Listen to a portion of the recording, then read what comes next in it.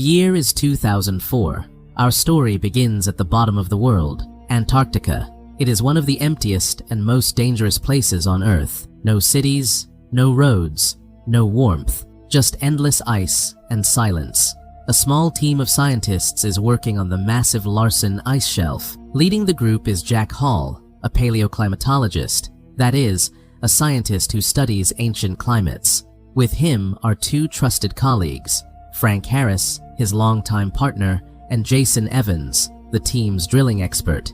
Their job is to drill deep into ancient ice and pull out what scientists call ice cores. These are long cylinders of ice that have been frozen for thousands of years.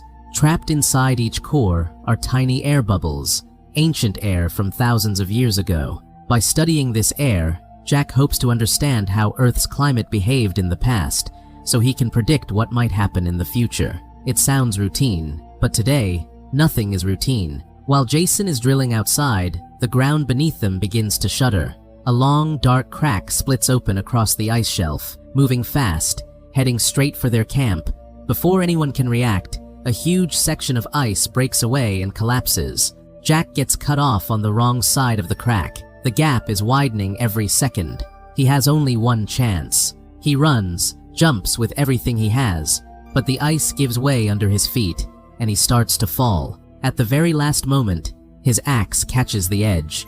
He holds on, dangling. Frank and Jason pull him up just in time. When the three men look down into the crack, they go silent. It is impossibly deep, and it stretches not just a few meters, but thousands of kilometers across Antarctica. It feels like a warning from the Earth itself. Sometime later, Jack travels to New Delhi, India, for a United Nations climate conference. World leaders, scientists, and government officials have gathered to talk about global warming. Jack stands in front of the room and explains something called the ocean conveyor belt, or more precisely, the North Atlantic Current. He keeps it simple. Warm water from near the equator travels north through the ocean, carrying heat to countries in the northern hemisphere.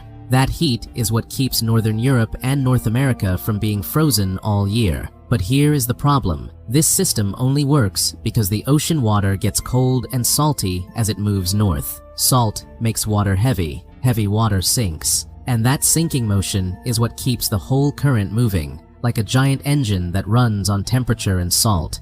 Now, because of global warming, glaciers are melting faster than ever. All that melting ice is pouring fresh water into the ocean. Fresh water is lighter. It does not sink. If enough fresh water enters the ocean, it stops the current completely. And if the current stops, the northern hemisphere stops getting heat. Instead of slowly warming up, it would go the other way. Fast. Dangerously fast. A new ice age. Jack tells the audience that if the world keeps burning fossil fuels without stopping, this could happen. Not in thousands of years, in their children's lifetime. But before he can even finish, the US Vice President, Raymond Baker, cuts him off. He says the cost of doing anything about this would be billions of dollars. The economy is struggling. It is not practical. Jack, without flinching, replies, "The cost of doing nothing will be far greater." Baker dismisses him. "Just sensationalist claims," he says. Then he walks out. Outside the building, protesters are holding signs about climate change. Amongst the crowd, Jack bumps into Professor Terry Rapson, a respected scientist who runs a climate research center in Scotland. The two of them have a lot to talk about, and they slip away together. While the conference wraps up, strange things are already happening around the world. In the middle of the Pacific Ocean, the sky turns angry. Something in the atmosphere is shifting. Over at the Headland Center for Climate Research in Scotland, Professor Terry's team is doing their usual monitoring. Two scientists, Dennis and Simon, are checking ocean buoys scattered across the North Atlantic. These buoys float in the water and send back temperature readings every few hours. One buoy suddenly reports a drop of 13 degrees. That is enormous. Impossible, really. Simon says it must be a broken sensor. Dennis agrees. They ignore it. Then a second buoy shows the same thing. Then a third. When Professor Terry returns and sees the data, he knows this is not a malfunction. 3 separate sensors cannot all fail at the same moment. Something real is happening to the ocean temperature. Meanwhile, on the other side of the world, in Tokyo, it is raining. Normal, everyday rain. Then it starts. Hailstones, but not small ones.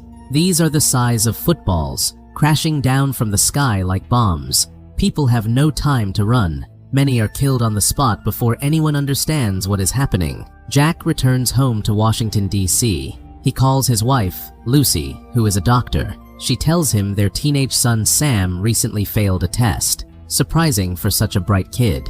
But more importantly, Sam is heading to New York tomorrow for an academic quiz competition. Jack promises to drop him at the airport.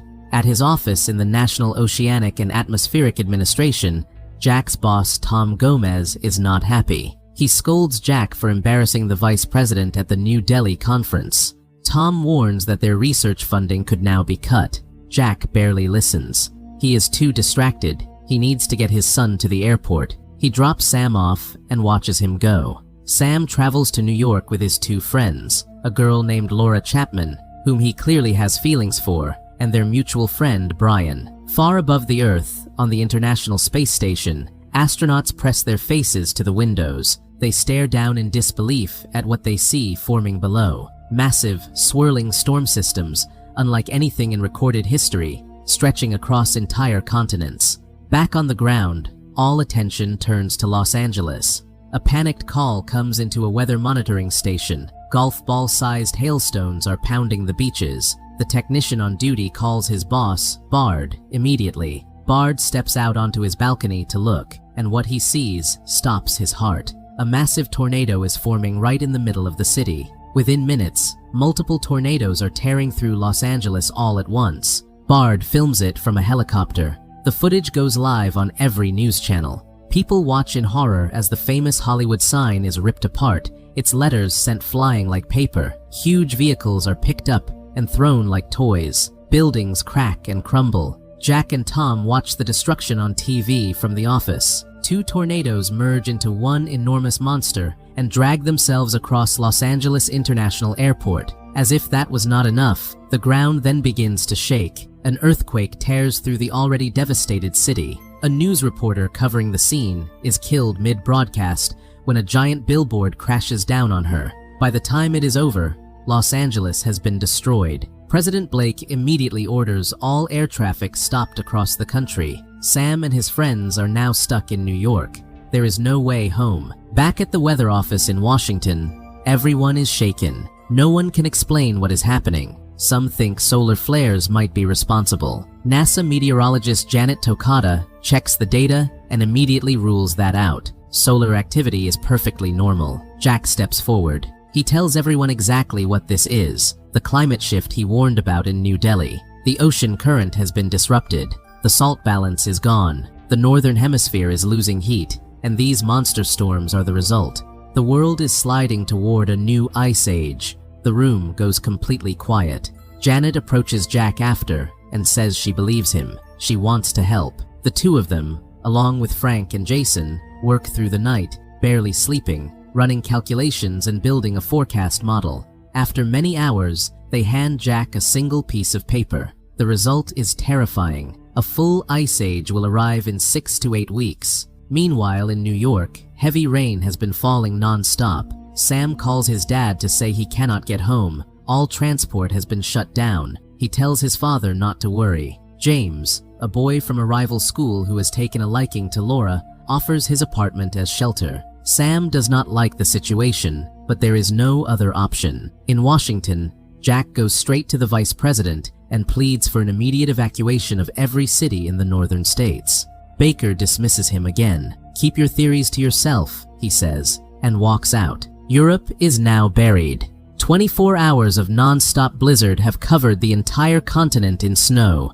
The storm is so powerful, it has generated something that should not be possible. Super cold air vortexes descending from the upper atmosphere, freezing anything they touch almost instantly. 3 military helicopters are sent to rescue the British royal family. They fly straight into the heart of the storm. Visibility drops to 0. The air is so cold, it freezes the instruments. All 3 helicopters fall from the sky. One pilot survives the crash. He crawls out of the wreckage, and within seconds, freezes solid. Professor Terry calls Jack immediately. He shares all his data. Together, they piece together the full picture. A massive superstorm is forming over the northern hemisphere. and at its center, temperatures will drop so fast that anything caught outside will freeze in minutes. Terry's voice grows heavy. He tells Jack Scotland will be gone in 48 hours. The storms will last about 7 days. After that, a new ice age. Jack tells Terry to leave immediately. Terry pauses, then says quietly, "It is already too late for us, Jack." In New York, the rain has become a flood. Water pours out of drains. Streets disappear under rising water. Subway tunnels fill up. Sam and his group try to move to higher ground. James says he knows a way and leads them toward the New York Public Library, a large stone building that might hold against the rising water. As they run, they see thousands of birds in the sky, all flying south as fast as their wings can carry them. The zoo's animals are making desperate, panicked sounds. Suddenly, Laura sees a family trapped inside a car, quickly being swallowed by the floodwater. She stops to help. Then, without warning, a massive wall of water rises up near the Statue of Liberty. The statue, all of it, disappears beneath the wave in seconds. The wave rolls toward the city. Sam sprints back for Laura. He grabs her hand. They run. The wave hits. It swallows everything. Thousands of people are killed in seconds. Entire city blocks vanish under the water. Sam and Laura make it through the library doors just before the wave reaches them. Water floods the first floor, but the survivors on the upper floors are safe, for now. Sam finds a payphone in the basement, half submerged, but working. He calls his parents. Jack picks up and exhales with relief when he hears his son's voice. He tells Sam to listen very carefully. A blizzard is coming, one that will freeze everything outside within minutes. Do not leave the library. Keep warm. I am coming for you. Sam says, "Okay, Dad, I will wait." Jack does not waste a second. He tells Lucy he is going to New York. Lucy does not try to stop him. She understands. He is a father. But first, Tom pulls Jack aside. The situation has changed. The president is now willing to meet with him directly. Jack goes to the White House, where military generals and the president himself are waiting. Jack lays out the plan on a map of the United States. Everything north of a certain line is lost. There is no time to evacuate those areas. Anyone caught outside when the temperature drops will freeze to death. The only hope is to get everyone south, as far as Mexico if possible, and to do it immediately. The vice president tries to push back, but the president cuts him off and approves the plan on the spot. Evacuation orders go out across the country. Millions of people begin moving south. At the Mexican border, the numbers grow so massive that Mexico considers closing its gates until the US president negotiates a deal. America will forgive all Latin American debt in exchange for open borders. The deal is made. At the hospital where Lucy works, the evacuation leaves one patient behind, a young sick boy who cannot be moved without a proper ambulance. Lucy refuses to leave him. She sends the last nurse away and stays alone with the child, waiting for help. Jack prepares to leave for New York. He turns to say goodbye to Frank, but Frank is already dressed and packed. He says simply, "I have been watching out for you for 20 years. I am not stopping now." Then Jason walks in with his gear. "You two have no sense of direction," he says with a grin. "You would never find your way without me." Janet stays behind to track the storm and feed them updates. The three men drive north in a truck loaded with Arctic survival gear. The snow gets worse with every kilometer. They push through blinding white conditions until a jackknife truck blocks the road completely. They cannot go further by vehicle. They strap on snowshoes and continue on foot, roped together so they cannot lose each other in the blizzard.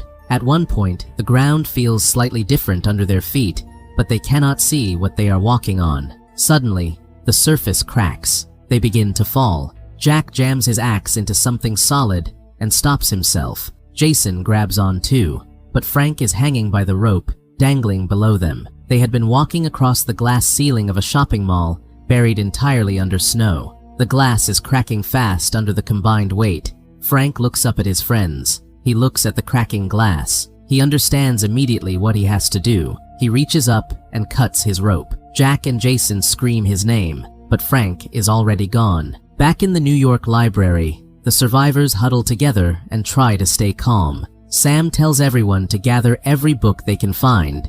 They need fuel for fire. People work quickly, piling books into the massive fireplace in the reading room. When a boy on the radio reports that all of Europe is buried under 5 meters of snow, a wave of fear moves through the group. Some people decide they cannot wait any longer. They are going to walk south across the frozen flood, try to make it out of the city on foot. Sam begs them not to go. "My father is a scientist," he says. "He told me the cold will kill you the moment you step outside. Please stay." Nobody listens.